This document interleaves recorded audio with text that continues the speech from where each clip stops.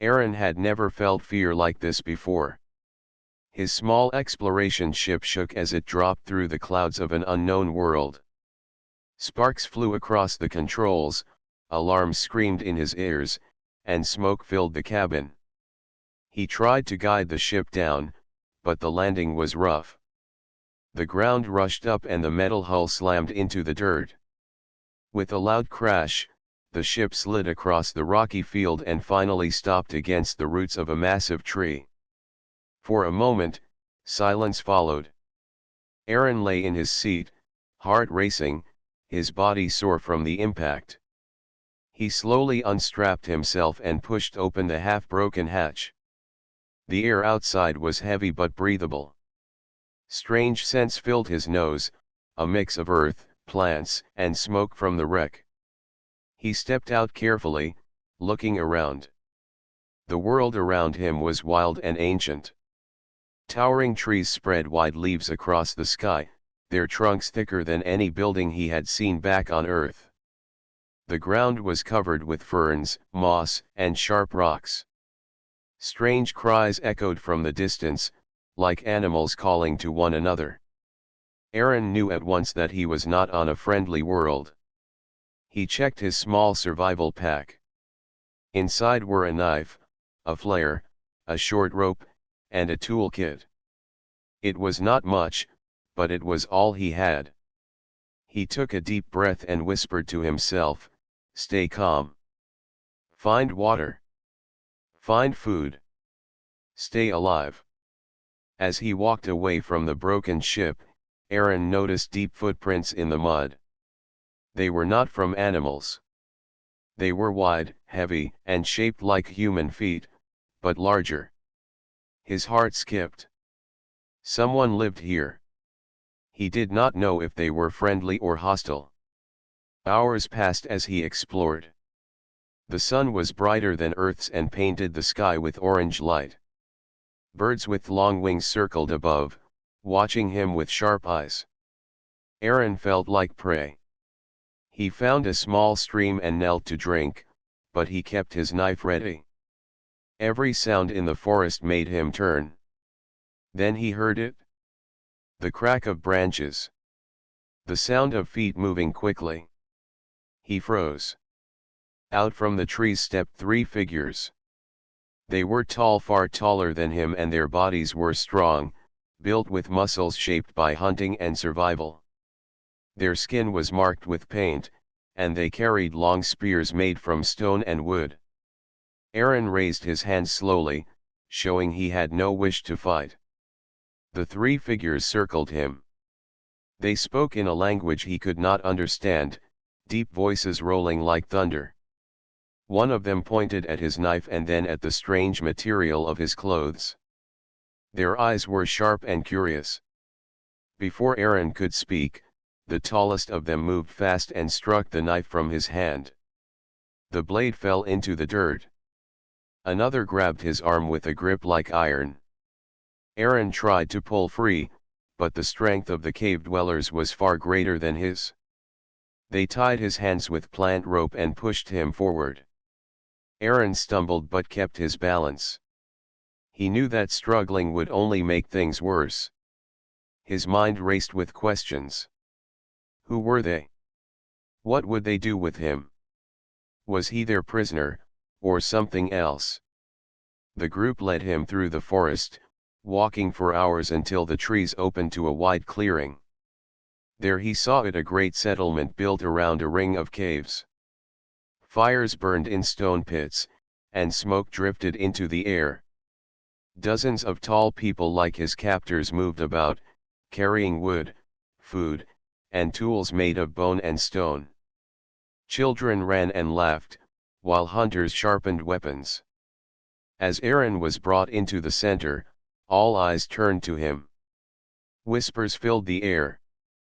The people stared at his short size, his strange clothes, and his pale skin. To them, he must have looked like a small, fragile creature. The three hunters pushed him down onto his knees near a large stone seat. For a moment, nothing happened. Then the crowd parted.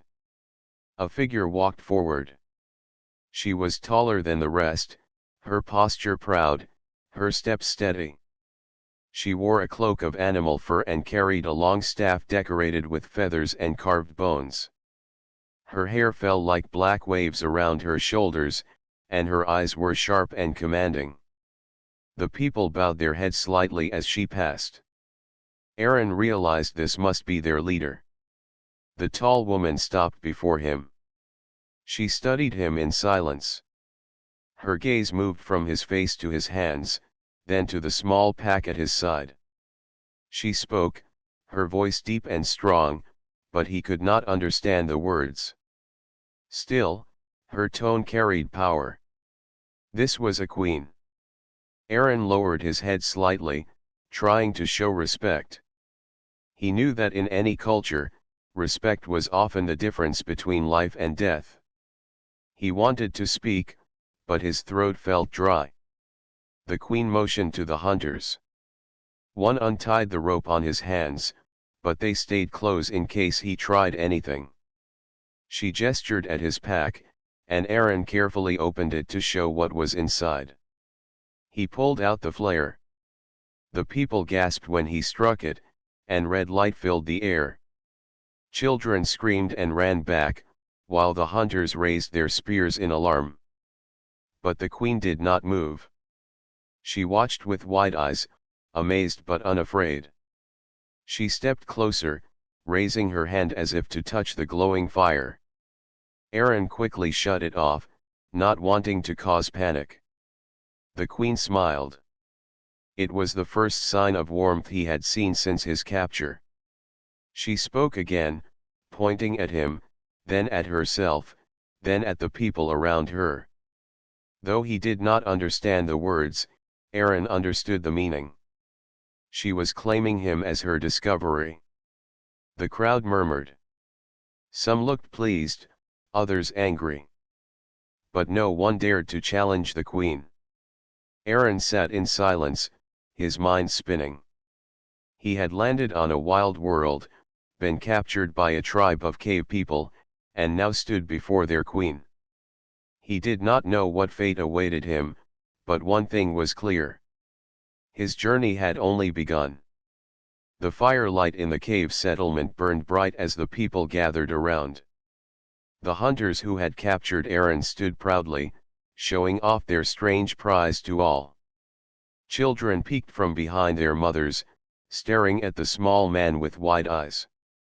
Warriors crossed their arms, their faces doubtful. Some shook their heads, whispering that the stranger was weak and would not last a single night in their world. But none spoke too loudly. All waited for the queen. Aaron sat on the ground near the great stone seat, his hands resting on his knees. His pack lay beside him, but he did not reach for it. He knew every move he made would be watched.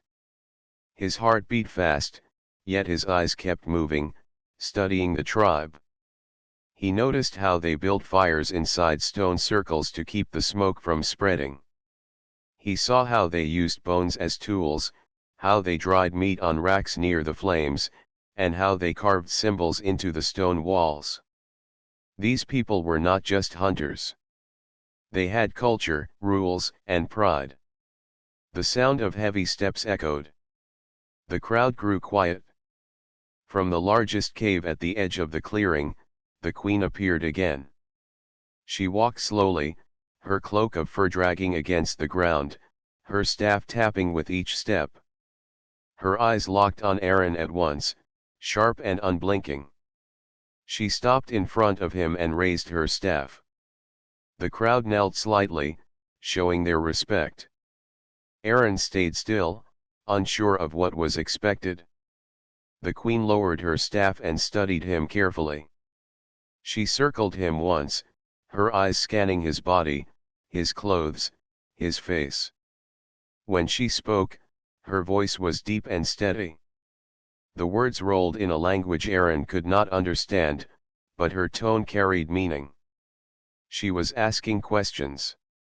He could tell by the way her head tilted, by the pauses she left. She wanted to know who he was, where he came from, and why he was here. Aaron touched his chest and said slowly, "Aaron." He pointed at himself again. "Aaron."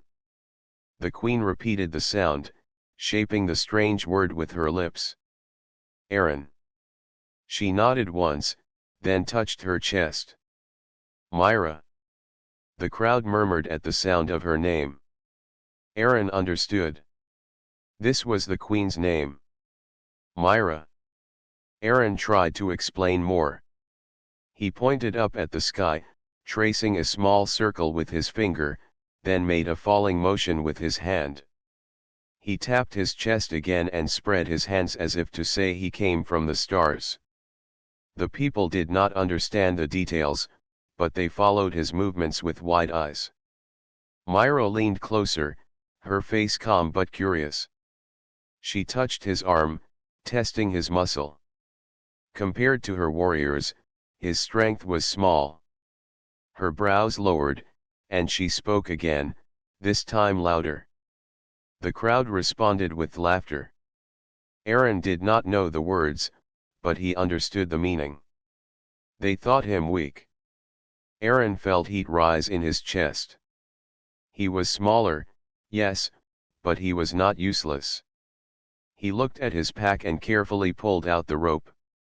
He tied a knot quickly and held it up. The people stared.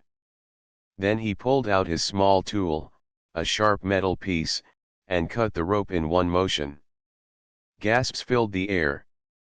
Myra's eyes widened. She took the rope from him and tried to copy his knot but struggled. Aaron showed her again, slowly, until she made the shape. She looked at him with surprise and a small smile. The crowd grew restless. Some were impressed, others frowned. One warrior stepped forward, a tall man with broad shoulders. He pointed at Aaron and then at himself, speaking with challenge in his voice. The people cheered. Aaron realized what was happening. This man wanted to prove that Aaron was weak. Myra did not stop him. Instead, she raised her staff and shouted a single word. The crowd fell silent. She pointed at the center of the clearing. The challenge would happen there. The warrior stepped forward, slamming his chest with his fist. Aaron stood slowly. His legs shook, but his mind raced. He knew he could not match this man in strength. If he fought with fists, he would lose quickly. But if he used his speed and cleverness, he might survive. The people formed a circle. Fires lit the night sky, casting long shadows on the ground. Myra stood tall at the edge, her staff in hand, her eyes fixed on Aaron. The warrior rushed forward, his movements fast for such a large body. Aaron ducked aside, barely escaping the strike. Dust rose as the man's fist hit the ground where Aaron had stood. The crowd roared. Aaron grabbed a stick from the ground and swung it at the warrior's leg. It was not strong enough to hurt, but it made the man stumble. Aaron moved quickly, circling behind him. The warrior turned, angry, but Aaron kept moving, never letting himself be caught. The people shouted louder. Some laughed at the strange fight. Others began to see the rhythm. Aaron was not strong, but he was fast and smart. Each time the warrior lunged, Aaron dodged and used the environment. He kicked dust into the man's eyes. He threw small rocks to distract him. He stayed out of reach. At last, the warrior grew tired, his breath heavy, his strike slower. Aaron saw his chance. He used his rope, looping it around the warrior's ankle and pulling hard. The man fell to the ground with a heavy thud. Aaron jumped back, holding the rope tight. The warrior tried to rise, but the rope kept him down. The crowd exploded with shouts. Some clapped, others shouted in disbelief. Aaron stood, chest heaving, sweat dripping down his face. He looked at Myra. The queen's eyes shone with fire. She raised her staff high and shouted to the people. Her voice was clear and powerful. Though Aaron could not understand the words, he understood the meaning. She was declaring him worthy. The people slowly quieted. Some bowed their heads, others still looked angry, but no one dared to oppose her. Myra stepped forward and placed her hand on Aaron's shoulder. Her grip was strong, but her smile was calm. She had chosen him. Aaron felt a rush of relief, mixed with fear. He had survived the first test, but he knew more challenges were coming. The queen had seen something in him, something different from her warriors. The night ended with songs and drums. The people celebrated around the fire, their voices echoing through the caves. Aaron sat near Myra, still unsure of his place but aware of one truth. The queen had noticed him, and now his life was tied to hers. Morning light poured into the caves as the tribe woke to a new day. Smoke from the dying fires drifted into the air, and the sound of drums echoed faintly. Aaron sat near the entrance of a smaller cave, his eyes still heavy from lack of sleep. He had rested on a bed of dried grass, but his mind had been too busy to find peace. He kept thinking about the trial he had faced the night before. He had won, but only by using tricks and cleverness. Many in the tribe had laughed at him. Others had stared with suspicion. He knew one thing clearly. His fight was not over. The queen, Myra, stepped into the sunlight from her larger cave. She carried her staff as always, and the people bowed slightly as she passed. She was tall, proud, and calm, but her eyes burned with determination. Aaron noticed how everyone moved aside for her. She was not just a leader by title. She was a leader in spirit. She came to Aaron and studied him for a long moment. Then she pointed at the wide clearing in front of the caves. With a firm voice, she spoke words he did not understand, but the meaning was clear. Another trial. Aaron stood slowly, his stomach tight. He did not argue. Instead, he followed her into the clearing. By now, many of the tribe had gathered. Hunters, elders, and children all formed a large circle, eager to see what the queen would demand next. From the crowd stepped the broad-shouldered warrior Aaron had defeated with rope and speed the night before. His face was serious now, no laughter in his eyes. His pride had been wounded, and he wanted revenge. He slammed his fist into his chest and shouted, the sound shaking the air. The people cheered. Myra raised her staff and spoke again.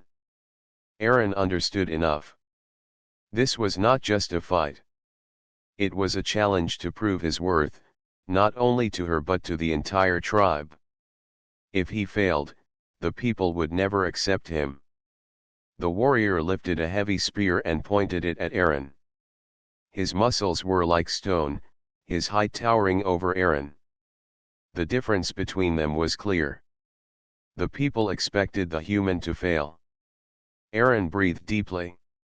He had no spear, no shield, only his small knife and his mind.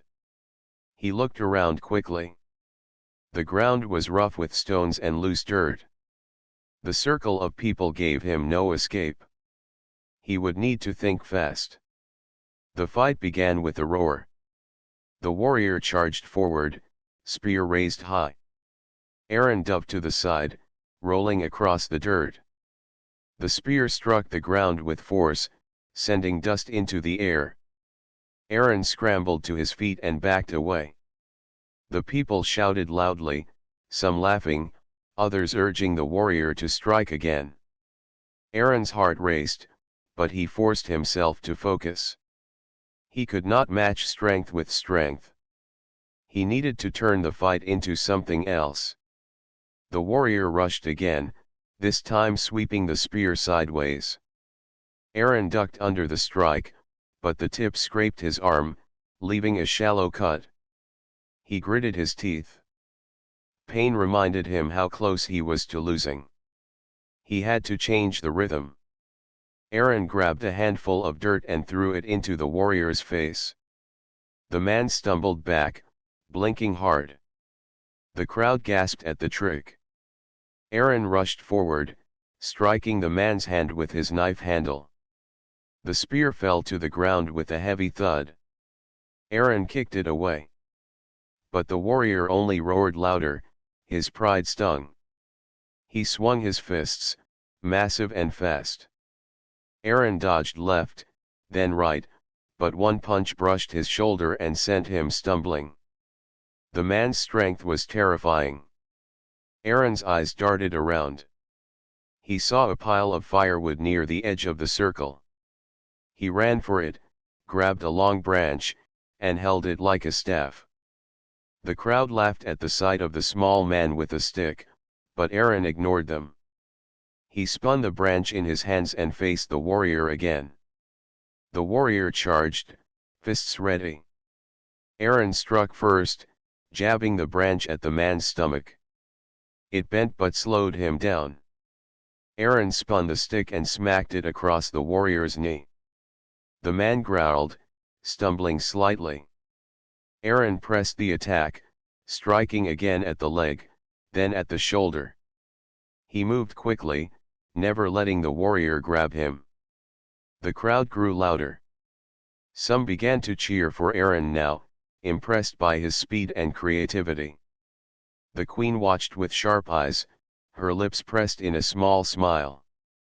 The warrior, however, grew angrier.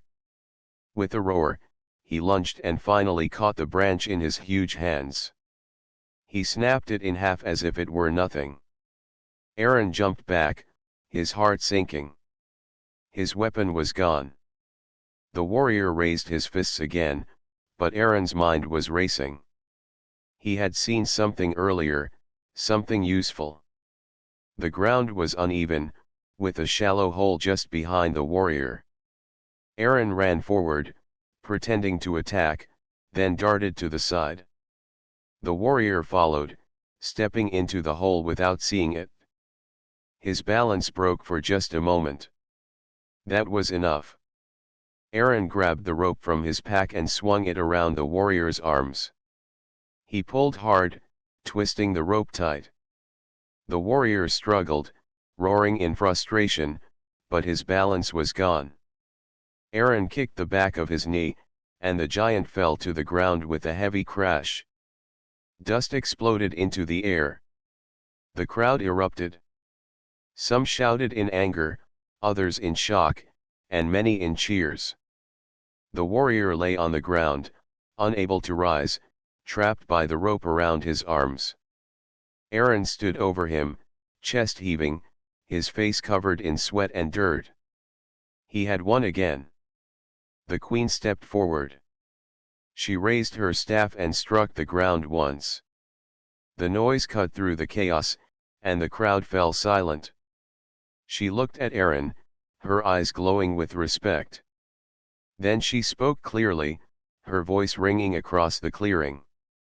Aaron did not know the words, but he understood. She was declaring him victorious. The people slowly accepted it. Some still frowned, others nodded with new respect. Children cheered his name. Aaron, Aaron. Their small voices filled the air, and Aaron felt his chest swell. Myra walked to him and placed her hand on his shoulder again. This time, her grip was not only a claim but also an honor. She had tested him, and he had proven himself twice. Aaron stood tall, though his body ached. He looked at the faces around him. He was still an outsider, still small in a land of giants, but now he had earned a place. He had shown them that strength was not only in muscles but also in the mind. That night, the tribe celebrated again. Fires burned high, drums beat, and songs filled the caves. Aaron sat near the queen, his heart calmer now. He had survived another trial. But he knew something deeper. This was not the end.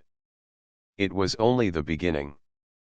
The celebration fires burned late into the night, but Aaron did not join in the dancing or the songs. He sat quietly near the edge of the cave clearing, his back against a rock, watching the tribe. Warriors boasted about their hunts, children played with sticks, and women carried food to share among the people. The beating drums echoed through the valley like a heartbeat of the tribe. Aaron's heart, however, was heavy. He had won 2 trials, but he knew the danger was not over. Many warriors looked at him with suspicion. They did not like how the queen favored him. To them, he was still weak, an outsider who had only survived through tricks. Queen Myra stood at the center of the clearing, her tall form lit by the fire. She raised her staff, and the music and laughter quieted at once. Her eyes swept across the people, then stopped on Aaron. She motioned for him to step forward. Aaron rose slowly, his legs heavy. All eyes turned to him as he walked toward the queen. He stopped beside her, the firelight dancing on his face. Myra's voice rang out, strong and steady. Though Aaron could not understand every word, the meaning was clear. She spoke of the trials, of how he had faced challenges and won. She lifted her staff and pointed at him. The people murmured, waiting for her decision. Then she spoke a single word, loud and powerful. The crowd reacted with surprise. Some cheered, others shouted in anger. Aaron looked around, confused, until Myra turned to him and touched his chest with her hand. Her eyes met his, steady and sure. She had made her choice. Aaron understood. She had chosen him as her companion, her partner in rule. The tribe erupted with noise. Half the people shouted in support, their voices strong with respect for the queen's decision. The other half argued, their faces angry, their fists clenched. They believed strength should be measured by muscle and power, not by cleverness and speed. To them, Aaron was unworthy. One warrior stepped forward. He was older than the others, his hair tied back, his arms marked with scars from many battles. His voice boomed as he argued against the queen's choice. He pointed at Aaron and shouted words filled with scorn. The people around him nodded, agreeing. Myra struck her staff on the ground, silencing the noise. She spoke firmly, her words leaving no room for doubt. She reminded the people of her power, her victories, and her wisdom as queen. She declared that her choice was final. The warrior bowed his head, but his eyes burned with anger. Aaron saw it clearly. Though Myra's word was law, not everyone would accept it easily. The rest of the night passed in a tense mood. Songs returned, but they were quieter. The warriors drank, but their eyes often turned toward Aaron with cold stares. Children approached him with curiosity, but their parents pulled them away. He felt like a stone dropped into a river, the water flowing awkwardly around him. Later, Myra came to sit beside him. She carried no staff now, only a small cup of drink made from fruit. She offered it to him. Aaron took it with a nod and drank, the taste sweet and sharp. Myra pointed at herself. Myra. Then she touched his chest. Aaron. She smiled slightly, repeating the names again. She spoke more words, slow and careful, trying to teach him. Aaron listened closely, repeating the sounds. The people around them watched with surprise. Their queen, strong and proud, was sitting with the small outsider and teaching him like a child. For Aaron, the moment was more than just learning words. It was a bridge between them. He could feel her effort, her willingness to understand him as much as she wanted him to understand her. He smiled back, and for the first time since landing on this world, he felt a small sense of peace. The next morning, however, peace was broken. The tribe gathered for the daily hunt. Warriors armed themselves with spears and clubs, preparing to leave. Aaron was not invited. Instead, he was told to stay behind with the children and elders. He understood their doubt, but he felt restless. When the hunters left, Myra stayed with him. She did not join the hunt either, which surprised him. Instead, she led him through the caves, showing him their painted walls. Strange images told the story of her people, great beasts hunted with spears, tribes united under one banner, a tall queen leading them into battle. Aaron realized that Myra was not just a leader. She was a symbol of strength and survival. She pointed at one painting that showed a queen with a smaller figure beside her. She touched her chest, then touched his. Aaron understood. She was showing him that her choice was part of destiny. But destiny was not enough to silence doubt. Later that day, the hunters returned with meat. The tribe gathered again, and once more the scarred warrior stepped forward. He raised his voice, shouting for all to hear. He accused the queen of weakening the tribe by choosing Aaron. He claimed the outsider would bring ruin, that he could not lead or fight like a true warrior. The people listened. Some nodded, others stayed silent.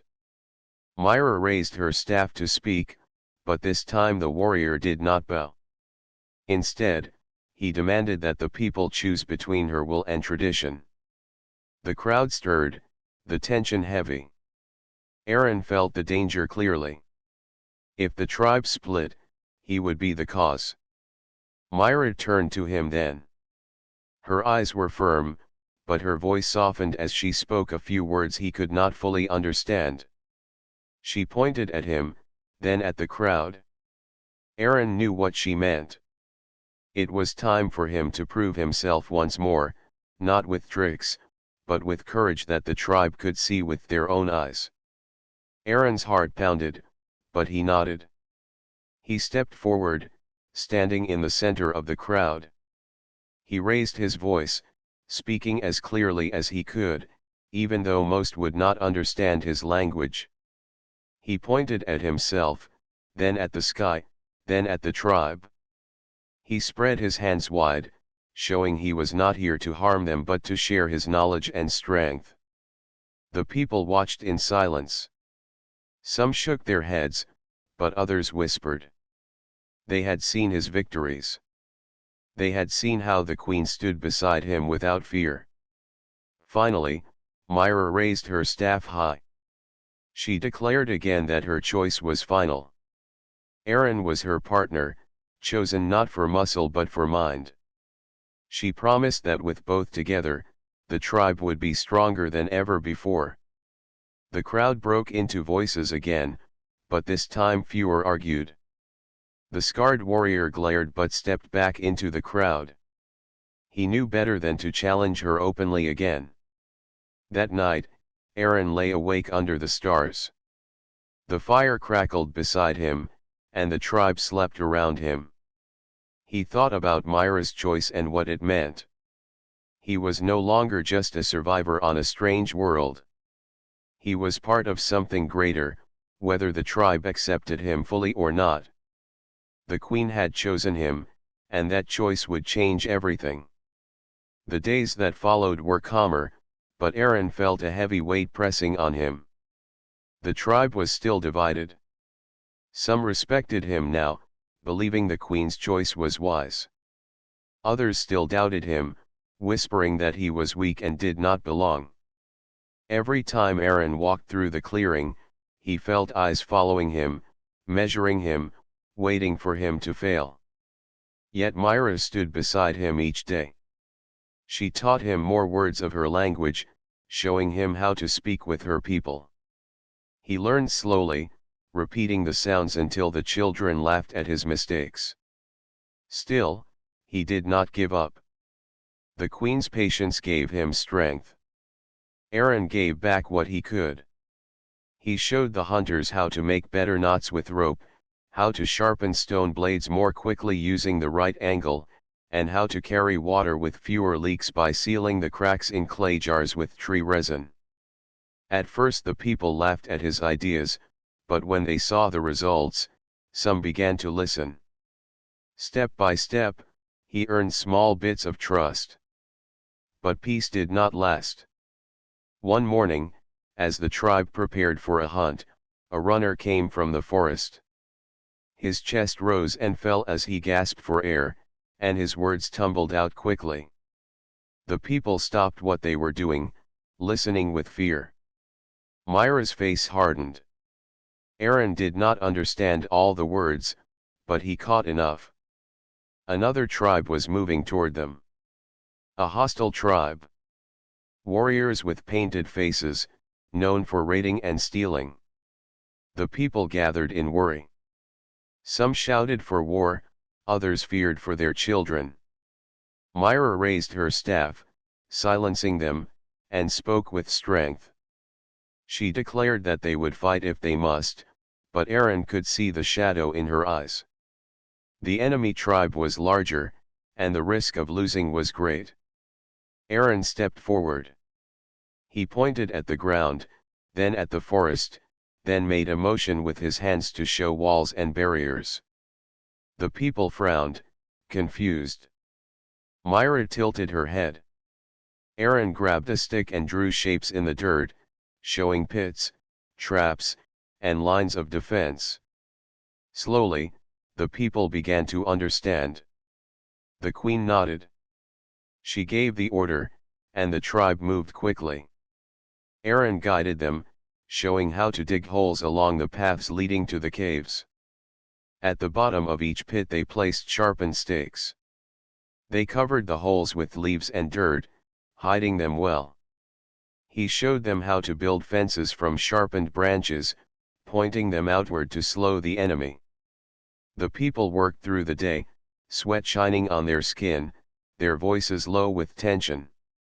Even the children helped, carrying wood and stones. Aaron joined in, his hands blistered but his mind sharp with focus. This was his chance to prove that cleverness could protect them in ways muscle could not. As the sun fell, the tribe gathered near the fires, waiting.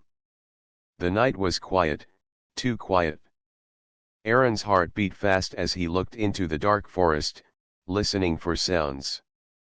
Myra stood tall beside him, her staff in hand, her eyes unblinking. The attack came with the first light of dawn. Shouts erupted from the trees as the enemy tribe charged forward.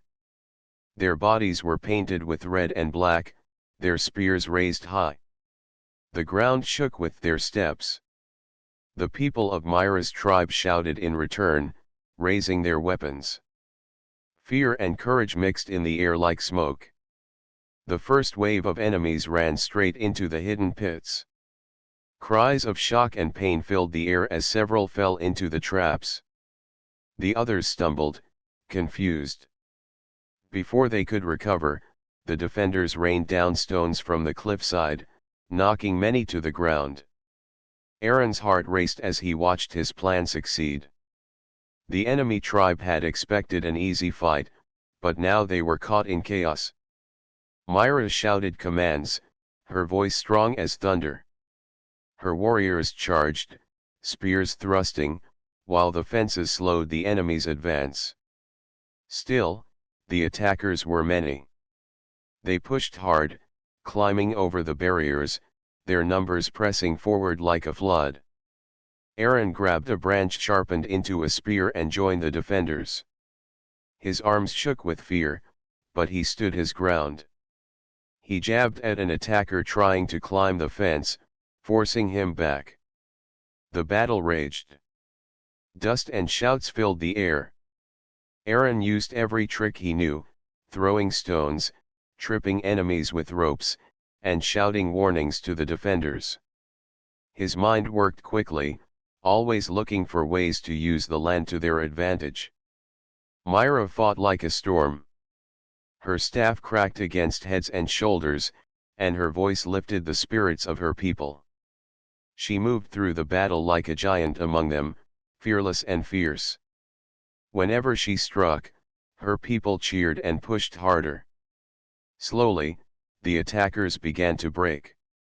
Their surprise turned to fear as more of them fell into traps or were caught by the defenders' spears. At last, their leader shouted, and they pulled back, retreating into the forest. The defenders roared in triumph, raising their weapons high. Aaron fell to his knees, gasping for breath, his body aching. He looked around at the faces of the tribe. Some were wounded, but many were alive. The traps and defenses had worked. His plan had saved them. Myra stood before the people, her staff raised high. She pointed at Aaron, her voice strong as she declared him the reason for their victory. The crowd turned their eyes to him. For the first time, there was no laughter, no doubt. Instead, there was respect. Children chanted his name. Warriors nodded, some even bowing their heads slightly. The people had seen with their own eyes what cleverness could do. Aaron was no longer just a strange outsider. He was one of them.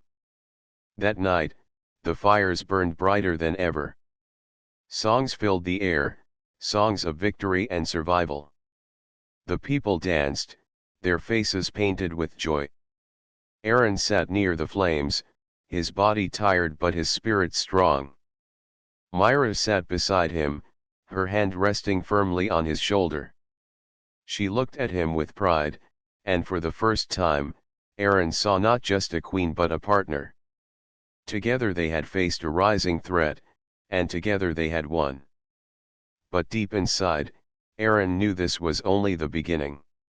If one tribe had attacked, others might follow. Their world was larger and more dangerous than he had yet seen. And now, he was part of it. The morning after the battle, the tribe woke slowly. Smoke still rose from the fires, and the air carried the scent of ash and sweat. The people were tired, but their hearts were lighter. They had survived. Aaron stood at the edge of the clearing, watching the sun climb over the hills. His body ached, and his hands were rough with cuts and blisters, but his spirit was strong. For the first time since he had arrived, no one looked at him with mocking eyes. Warriors nodded as they passed him. Mothers smiled as they gathered food. Children whispered his name with excitement. Myra, the queen, called the tribe together. She stood tall on the stone platform where leaders spoke. Her voice carried across the clearing. She told her people that they had faced a great enemy and had won, not only with strength but with wisdom. She pointed to Aaron, her words proud and clear. The tribe cheered. For the first time, the sound was not mixed with doubt or laughter. It was true respect. Aaron felt heat rise in his chest. He had never been praised by so many voices before. He looked at Myra and saw pride in her eyes. After the gathering, Myra walked beside him through the village. She explained the words of her speech, pointing to the people and showing how their eyes now held trust. Aaron nodded, understanding her meaning even without every word. The gap between them was shrinking, and each day they learned more of each other's language. Still, respect had to be built step by step. Some elders were quiet, watching Aaron with serious faces. They had seen many seasons and did not trust easily. Aaron knew he must continue to prove himself, not with one victory but with many acts. He began by helping with daily work. He carried wood with the men, shaped clay jars with the women, and showed children how to tie simple knots. He hunted with the warriors, though he was not as fast or skilled with the spear. Yet he found other ways to help. When hunters caught little, Aaron showed them how to use snares and traps, catching rabbits and birds in places spears could not reach. The tribe began to see that strength could be more than muscle. Wisdom and patience were also a kind of strength. Slowly, the people accepted him more. One evening, while the fires burned bright, Myra invited Aaron to sit at her side. This was a sign of honor, for only trusted allies sat near the queen. The tribe watched as she placed her hand on his arm, a symbol that he was not only her choice but also her equal in spirit. Some cheered again, while others watched in silence. Yet no one dared challenge her word. Aaron still wondered about his place. He often thought of his old world, of the people and tools he had left behind. Would he ever see them again, or was this new world his true home? He looked at the faces around the fire, the children laughing, the warriors telling stories, and Myra's steady gaze. Perhaps this was where he belonged now. Days turned into weeks, and the tribe grew stronger. They repaired their fences, dug deeper traps, and prepared for the chance of another attack. Aaron guided them with ideas, while Myra guided them with courage. Together, they balanced each other. One night, as they sat near the fire, Myra spoke of her people's history.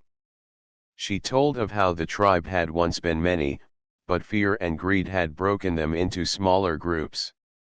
Some sought power by taking from others.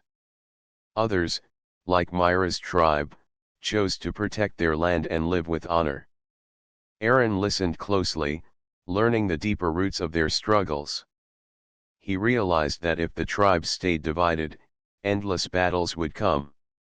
But if they could unite, they would be strong beyond measure. He shared this thought with Myra, drawing shapes in the dirt to show tribes joining together. Myra's eyes lit with interest. She saw the wisdom in his idea, but she warned him that unity was not easy. Old wounds and mistrust ran deep. Still, Aaron insisted that it was possible. He explained that his world had seen people join hands across rivers and mountains, building great cities together. Myra was curious, asking questions about these cities and the people in them. Aaron described them as best he could, though his words were limited. Yet the vision was clear. Unity was power. The next day, Myra spoke with her council. The elders argued, some saying unity was a dream, others saying it was dangerous. But Myra stood firm. She believed the tribe could not stand alone forever.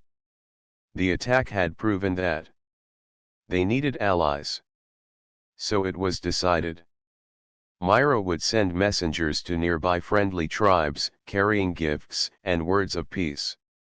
She asked Aaron to prepare something from his knowledge that would show goodwill. Aaron thought carefully. He decided to make fire-hardened clay pots, strong and useful, painted with simple marks of unity. He worked with the women of the tribe, teaching them how to smooth and shape the clay before baking it in fire. When the pots were finished, they shone with color and strength. The messengers carried them with pride. Days later, they returned with cautious hope. Some tribes were willing to talk. They had heard of the battle and the clever defenses. They were curious about the stranger who fought beside the queen. This was a new beginning. The first gathering of tribes was tense. Warriors stood on both sides, gripping their weapons, while the elders eyed each other with caution. But Myra stepped forward, her staff raised, her voice calm. She spoke of survival, of strength, and of the wisdom of sharing. She introduced Aaron as proof that unity could come from even the most unlikely of bonds. Aaron bowed his head, then showed the pots, explaining their use through Myra's words. The other tribes tested them, nodding in approval. Slowly, the tension eased. Conversations began, first about trade, then about hunting grounds, and finally about peace. By nightfall, the tribes sat together around one great fire. Songs were shared, food was passed, and laughter rose into the night sky. For the first time in many seasons, old enemies sat side by side. Aaron watched it all, his heart full. The respect he had gained was no longer just from Myra's tribe but from many. He was no longer an outsider. He was a bridge, a link between people. Myra looked at him, her eyes soft yet strong. She whispered words that he was starting to understand. Words of trust. Words of unity. That night, as the fire burned low, Aaron realized that the future was no longer a question of survival. It was a chance to build something greater than any one tribe. And he was ready to stand with Myra to make it real. The first light of dawn spilled across the valley, painting the caves and trees in soft gold. The tribe was already awake, moving quietly but with purpose. After weeks of preparation and alliance building, the people were ready for a new chapter in their lives. Aaron stood near the edge of the clearing, watching the sun rise. His body was still sore from the recent work, but his heart was light with hope. He had changed in ways he had never expected. When he had first landed on this strange world, he had been afraid, small, and unsure. Now, he stood as a respected member of the tribe, trusted by the queen, the elders, and even the warriors who had once doubted him. His cleverness, his patience, and his willingness to help had earned him a place among these people. Myra appeared beside him, her tall figure casting a long shadow in the morning light. Her eyes sparkled with pride and something softer, a quiet joy that she rarely showed to anyone. She reached out and took his hand, a small gesture that carried meaning far beyond words. Aaron squeezed her hand in return, feeling a connection that went deeper than survival or victory. The village was alive with movement. Children ran along the paths, carrying small bundles of food to share with the visiting tribes. Warriors polished their spears and sharpened blades while elders prepared to speak with the newcomers. For the first time, there was not only strength in numbers but also a sense of unity and purpose. Aaron looked around at the faces of the people. They were different from him in size, in strength, and in the way they moved, but their eyes showed the same spark he had always seen in humans. They had a will to survive, a desire to protect their families, and a courage that would not bend. He realized that this was what Myra had seen in him too. It was not just strength of body that mattered but strength of heart and mind. The messengers from the other tribes arrived, carrying gifts of food, furs, and tools. Their eyes lingered on Aaron with curiosity. He stepped forward and bowed slightly, showing respect. He then pointed to the queen and gestured to himself, speaking a few words of greeting he had learned from Myra. The visiting tribes listened closely, their expressions shifting from doubt to cautious interest. Myra raised her staff, and the gathered tribes fell silent.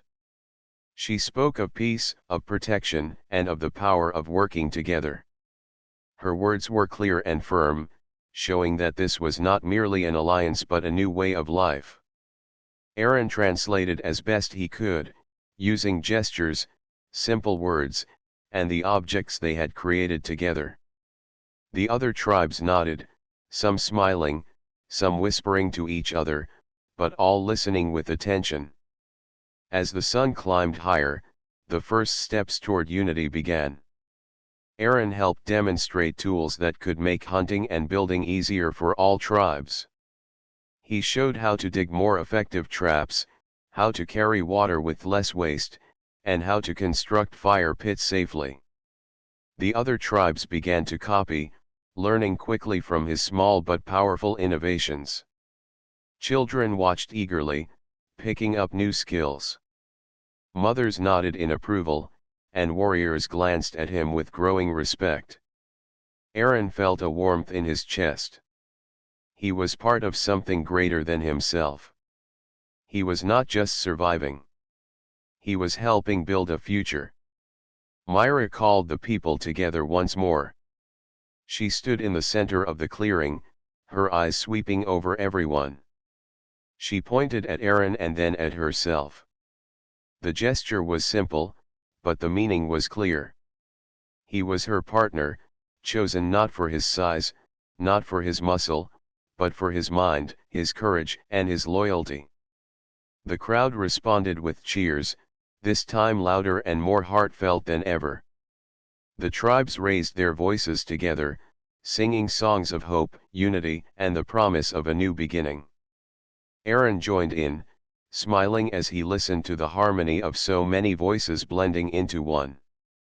As the day passed, Aaron and Myra walked through the village, speaking with the elders and warriors.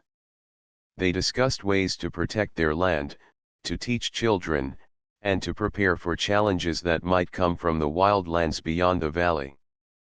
Aaron felt his mind working differently now. He was no longer just thinking about survival.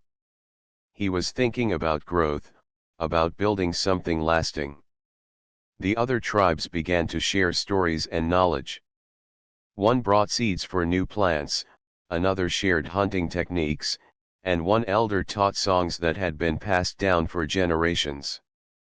Aaron listened, learned, and sometimes offered ideas of his own. The tribes began to see him not as a stranger but as a teacher, a helper, and a bridge between worlds. When night came, a great fire was lit at the center of the clearing. The tribes gathered around it together, sharing food, songs, and stories. Aaron sat near Myra, his hand brushing against hers, feeling the bond that had grown stronger with every trial. He thought back to the day he had landed, small and alone, surrounded by strangers. How far he had come amazed him. Myra turned to him and spoke quietly. He understood the words now, almost fully. She thanked him for his courage, his wisdom, and for standing by her side. She said that together, they had changed not only their tribe but the future of many people. Aaron nodded, feeling a mix of pride and humility. The fire crackled, and stars filled the sky above. The valley was quiet, peaceful, and alive with promise. Aaron looked around at the tribes, at the children laughing, at the warriors resting, and at Myra's strong, steady presence.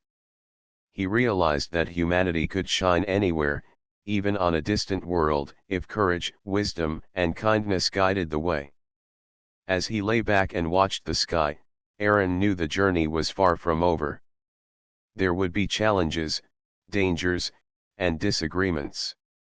Yet now he had something he had never had before: trust, respect, and a true partnership with Myra. Together, they could face anything.